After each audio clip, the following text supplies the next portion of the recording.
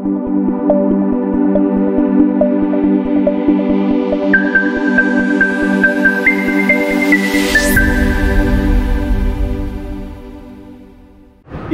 media pembelajaran yang dapat mengakomodir kebutuhan belajar peserta didik akan mewujudkan pembelajaran yang bermakna dan meningkatkan kemampuan literasi peserta didik pada kurikulum Merdeka. Guru Hebat Indonesia Maju. Assalamualaikum warahmatullahi wabarakatuh. Perkenalkan, nama saya Ali Anwar, Guru Pendidikan Agama Islam di SD Negeri Sawah Besar 01 Kota Semarang. Mengajar di SD atau sekolah dasar merupakan suatu tantangan tersendiri bagi semua guru.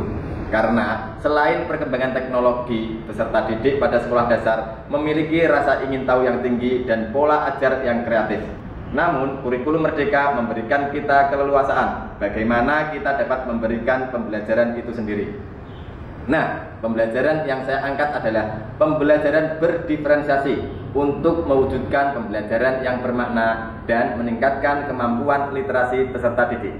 Di sini saya mengamati bahwa situasi pembelajaran di SD Negeri Sawah Besar 01 masih terdapat kebutuhan belajar peserta didik diabaikan dalam menentukan media pembelajaran. Selain itu, tingkat kemampuan literasi peserta didik menurun. Hal ini dapat dilihat pada nilai rapor pendidikan di SD Negeri Sawah Besar 01 pada tahun 2024. Pada tahun ini mengalami penurunan pada kemampuan literasi peserta didik dan juga kualitas pembelajaran. Saya berpikir, dengan perkembangan teknologi yang semakin pesat ini, bagaimana saya bisa memberikan pembelajaran yang bermakna dalam meningkatkan kemampuan literasi peserta didik yang diintegrasikan pada mata pelajaran pendidikan agama Islam. Namun, dalam hal ini saya tidak kurang akal. Kreativitas dan inovasi guru dituntut di sini.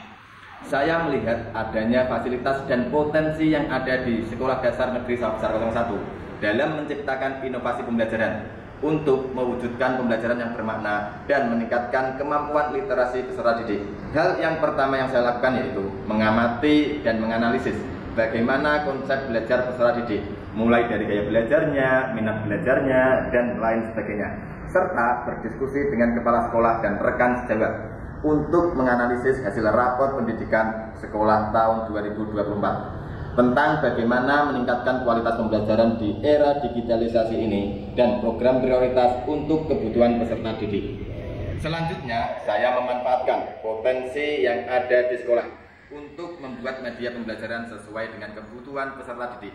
Di sini saya membuat aplikasi Abata untuk media pembelajaran, di mana hal ini merupakan hal yang baru bagi peserta didik saya, sehingga mereka lebih antusias dalam proses pembelajaran pendidikan agama Islam. Berbagai kebutuhan belajar peserta didik sudah disiapkan dalam aplikasi itu sendiri, mulai dari modul ajar, materi pelajaran, video pembelajaran, game edukasi, asesmen, film inspiratif, pojok baca, bahkan pelaporan hasil belajar mereka, baik portofolio, praktek, jurnal kegiatan, dan kebutuhan belajar lainnya sudah ada dalam aplikasi.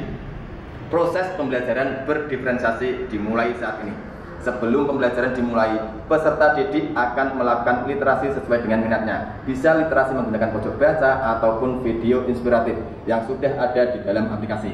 Salah satu kelebihan pada aplikasi Abata yaitu peserta didik untuk melanjutkan pada fitur-fitur pembelajaran yang lainnya, mereka harus membuat rangkuman atau ulasan terkait dengan apa yang mereka baca atau apa yang mereka tonton.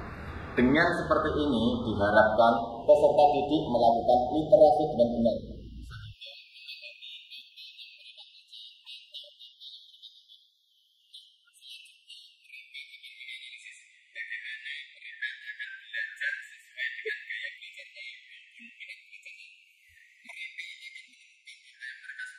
Mereka akan semangat untuk belajar karena kebutuhan belajarnya terpenuhi. Jadi mereka akan berkelompok dengan peserta didik yang memiliki gaya atau minat belajar yang sama dengannya. Seperti halnya mereka yang suka membaca akan berkelompok dengan temannya yang suka membaca.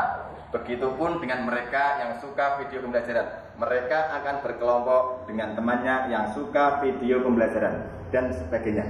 Selanjutnya, pembelajaran bermakna diterapkan. Bagaimana mereka dapat membuat karya-karya dari hasil pembelajaran yang sesuai dengan kemampuan mereka masing-masing. Mereka yang suka berbicara akan bersama-sama membuat hasil belajarnya berupa rekaman atau video podcast, kemudian didokumentasikan dan diupload dalam aplikasi. Begitupun juga mereka yang suka menulis akan membuat laporan hasil belajarnya berupa ringkasan atau rangkuman, kemudian diupload dan difoto. Mereka yang suka visual akan mengumpulkan hasil belajarnya dengan membuat gambar, poster, pamflet sesuai dengan materi yang ditentukan.